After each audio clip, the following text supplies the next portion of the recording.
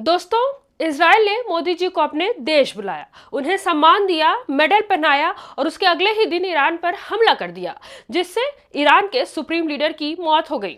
मोदी जी जरूर शौक में होंगे और उन्हें समझ में नहीं आया होगा कि आखिर करें तो करें क्या। कल ही तो मेडल पहनकर आए हैं इजराइल का, और अब अगर उसके हमले की निंदा कर देंगे तो ताजी ताजी दोस्ती जो है वो खराब हो जाएगी। दोस्तों, हमारा दोस्त देश ईरान जंग को झेल रहा है और हमारे देश के लोग ये समझ ही नहीं पा रहे हैं कि आखिर इस जंग को देखना कैसे है। ईरान के सुप्रीम लीडर को मार दिया गया और भारत के बहुत सारे लोग हैं जो सिर्फ इसलिए खुश हो रहे हैं क्योंकि वो मुसलमान थे और हमारे देश के मुसलमान उन्हें अपना सबसे बड़ा धर्मगुरु मानते हैं। और जब देश के प्रधान ने ही अपनी नई साइड चुन ली है, वो इजराइल के साथ खड़े हैं और इस मुद्दे पर खामोश हैं, जबकि ईरान हमारे दोस्त देशों में शामिल है। ईरान लगभग हर मामले में भारत के साथ खड़ा रहा है, भारत के साथ अच्छा व्यापार है, अच्छे रिश्ते हैं। भारत में खामनेई की मौत पर एक दिन का शोक भी जारी किया गया, लेकिन देश के प्रधानमंत्री ने अभी तक उनके लिए एक ट्वीट तक नहीं किया। देश के लोग सड़क पर उतरकर गम मना रहे हैं तो पुलिस उन्हें पीट रही है। सोशल मीडिया पर कश्मीर की कुछ फुटेज वायरल है, जिसमें पुरुष पुलिस को महिलाओं के साथ बदसलूकी करते हुए उन्हें मारते पीटते हुए देखा जा सकता है। ये तो हो गई देश की बात, अब दुनिया की बात बताते हैं। ईरान के सुप्रीम लीडर अली खामनेई को मारकर ईरान को 2 दिन में जीत लेने का ट्रंप और नेतन्याहू का जो मंसूबा था वो धरा का धरा रह गया है। अब वही ट्रंप जो पहले ईरान के साथ 4 दिन की जंग की बात कर रहे थे, अब अचानक ही उस जंग को लेकर 4 से 5 हफ्ते तक ले जाने की बात कर रहे हैं, क्योंकि ईरान ने वो कर दिखाया है जो अमेरिका और नेतन्याहू सोच भी नहीं सकते थे। ईरान अब हर उस देश की लंका लगा रहा है जो उसकी बर्बादी में अमेरिका और इजराइल का साथ दे रहे थे। आपको बता दें, ईरान ने न सिर्फ मिडिल ईस्ट के 9 देशों में अमेरिकी एयरबेसों और मिलिट्री ठिकानों पर भारी तबाही मचाई है, बल्कि ईरानी मिसाइल नेतन्याहू के ऑफिस तक पहुंच चुके हैं और इजराइल की हालत इतनी खराब है कि खुद नेतन्याहू को निकलकर मैदान में आना पड़ा है। और सबसे बड़ी बात यह है कि अभी तक जो नाटो देश अमेरिका के साथ खड़े होने के लिए तैयार थे, अचानक सब ने अपना हाथ पीछे खींच लिया है। ऐसे में न सिर्फ अमेरिका और इजराइल अकेले पड़ गए हैं, बल्कि ट्रंप को भी अब समझ में नहीं आ रहा है कि अपना फैलाया हुआ जो रायता है उसको साफ कैसे करें। दोस्तों, ईरान इस वक्त उस बच्चे की तरह बिहेव कर रहा है जिसके सर से उसके बाप का साया छीन लिया गया, और साया छीनने वालों में वो देश भी शामिल हैं जो उसके आसपास के हैं। ईरान ने बहरीन, कुवैत, कतर, यूएई सब पर हमला बोल दिया और रात में ही रियाद में मौजूद अमेरिकी दूतावास पर भी हमला किया है। सऊदी अरब के तनूरा रिफाइनरी पर हमला किया। इधर हिजबुल्लाह ने भी लेबनान से रॉकेट और ड्रोन से इजराइल पर हमला कर दिया है। बदले में इजराइल ने भी दक्षिणी लेबनान पर भारी हवाई हमले किए हैं। अमेरिका, इजराइल और ईरान की जंग आज चौथे दिन में पहुंच गई है, लेकिन जिस तरह से पहले ही दिन अमेरिका ने ईरान के सुप्रीम लीडर आयतुल्लाह खामनेई को शहीद कर दिया, उसके बाद लग ही नहीं रहा था कि जंग और भी आगे जाएगी।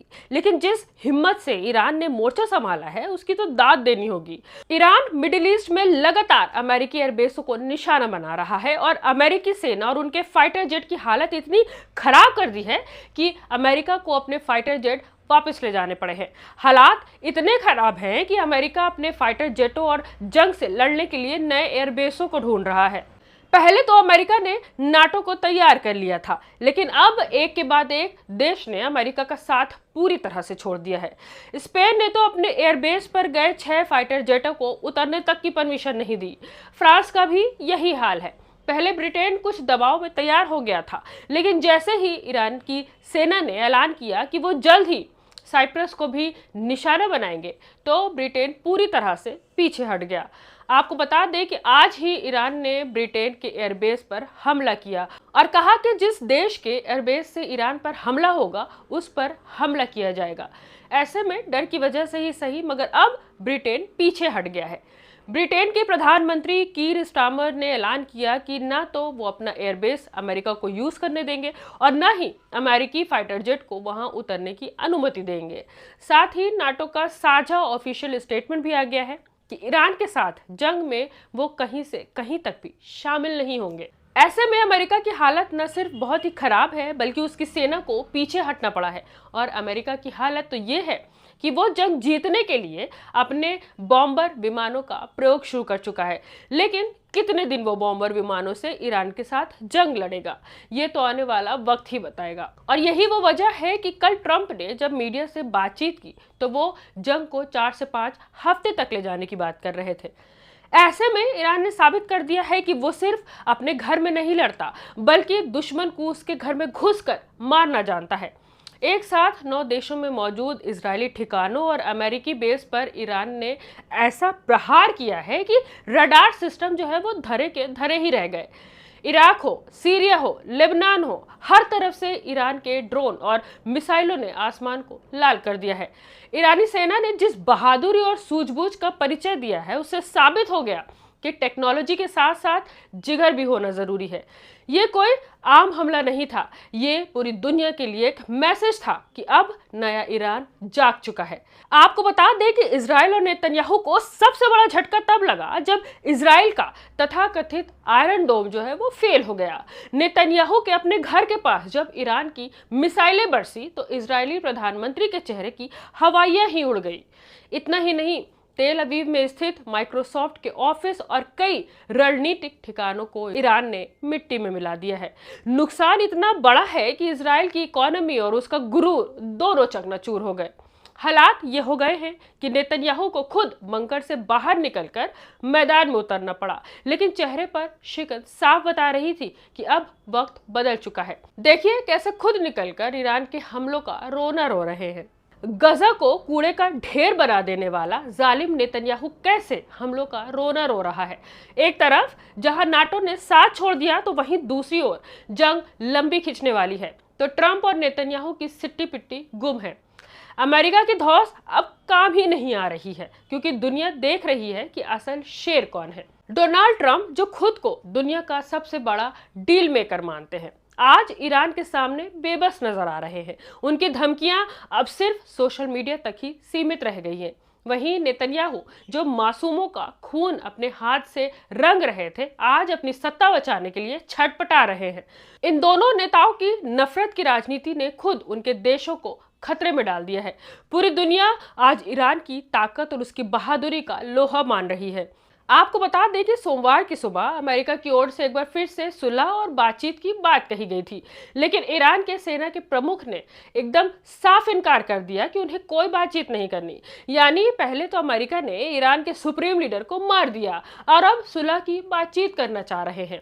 ईरान ने साफ इनकार कर दिया कि उसे सुलह चाहिए ही नहीं, उसे बदला चाहिए। इसके बाद गुस्साए ट्रंप ने अपने बॉम्बर जेट उतारे थे, जिससे ईरान के इस्फहान और कई इलाकों में बमबारी जारी है। लेकिन अभी तक ईरान को दबा पाने में अमेरिका पूरी तरह से कामयाब नहीं हो पाया है, क्योंकि ईरान के पास जो मिसाइल और ड्रोन की फैक्ट्री है उस तक 4 दिन में अमेरिका नहीं पहुंच पाया। और अमेरिका की पूरी कोशिश है कि ईरान की मिसाइल फैक्ट्री को खत्म कर दिया जाए, लेकिन ऐसा होता मुश्किल ही दिख रहा है। और यही वजह है कि अब ट्रंप को न सिर्फ अपने यूएसएस युद्धपोत को पीछे लेना पड़ा है बल्कि फाइटर जेट को मिडिल ईस्ट से हटाने के लिए मजबूर होना पड़ा है।